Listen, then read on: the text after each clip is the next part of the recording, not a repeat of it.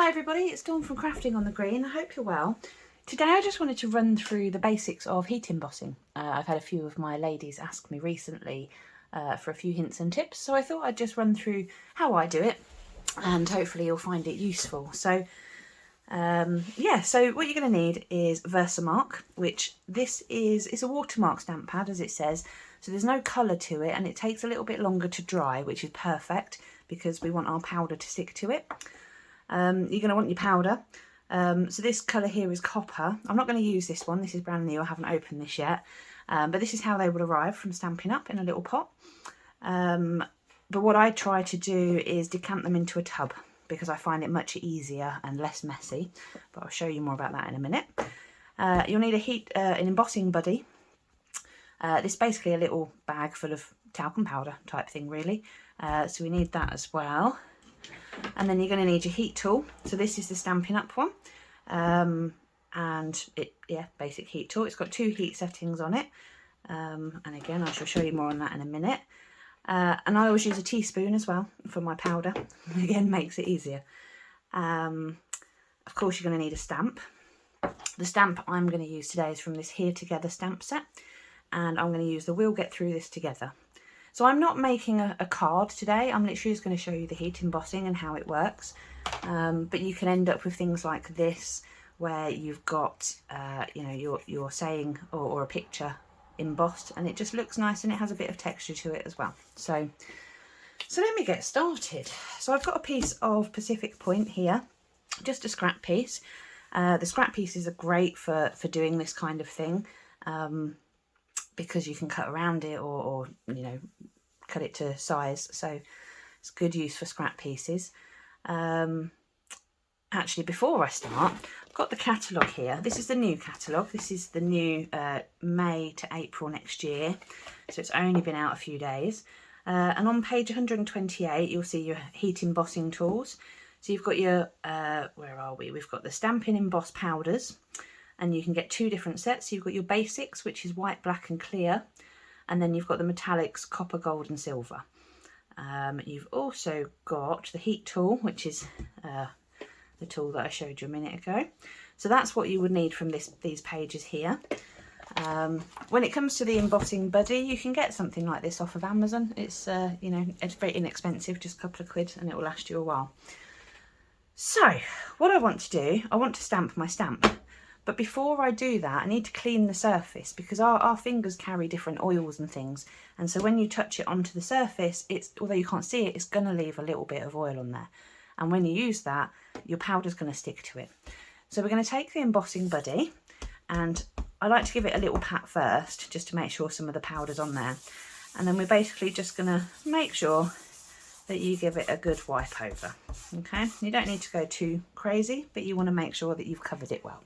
And that will just help to lift off any of the grease or oils that you might have left there. Now once you've done that, make sure you don't touch it again. If you do, you're going to need to wipe it again. So then I am going to go for my Versamark, and as you would with any other stamp, ink it up, and then I'm going to pop that down here. Make sure it's nice and firm. Now you will be able to hopefully see that it has left. You can still see it. You can see if it's stamped okay or not. But that will eventually dry, so we don't want to leave it too long. But you've got a bit of time to play. So now that I've stamped that, I'm going to bring in my tub, and this is why I find a tub easier, because I can use my spoon, hold my work over the tub, and sprinkle it over the top. Give it a tap, and it goes straight back in the tub.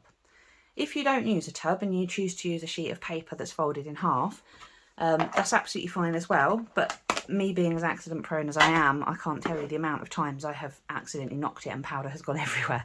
So I like my tub. Now that we've got this on here, you might notice there's a tiny mark at the top, and I'm going to assume that that means, yeah, a little cat hair has got in the way. The fun of having cats. If that happens, that's absolutely fine. What you can do, I won't use that one, just need a paintbrush. I should have got one out before I started.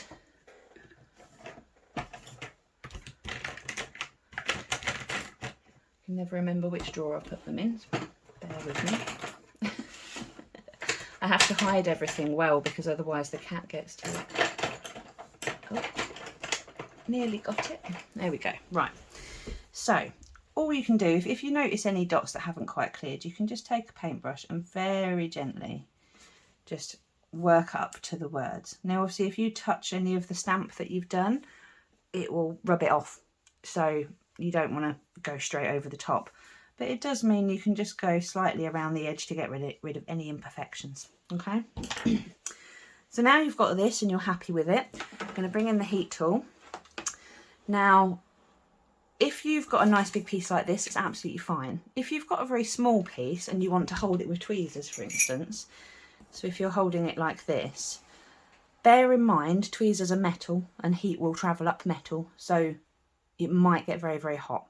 Okay, so I would always try, if you're heat embossing, get a nice long piece of card. Make sure your stand is down. This means that if it gets hot at the end, it's not going to mark your work surface. And then I'm going to push it up to number 2 and I'm going to heat emboss this. So just hold it over the top. You'll start seeing it kind of curl a little bit, and that's fine, it's just what card does when it gets warm. If you want it to counteract, you can heat it from the other side too. But we'll keep heating this side, and then you'll see it's slowly starting to change to a whiter white, if that makes sense.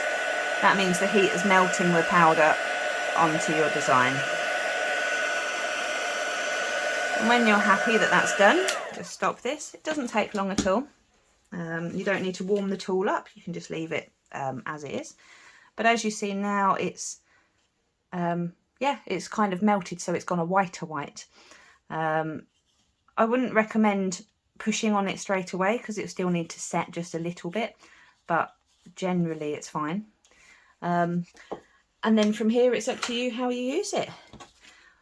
I quite like when I've heat embossed just to cut it out like this, so it's got a bit of a wonk to it.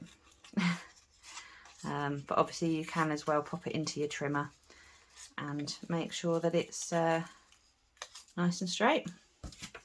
But there you go. Now that's it basically. That is the basics of heat embossing.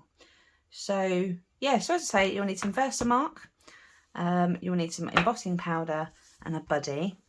I recommend a tub and a spoon, but that's obviously your choice, and your chosen stamp set.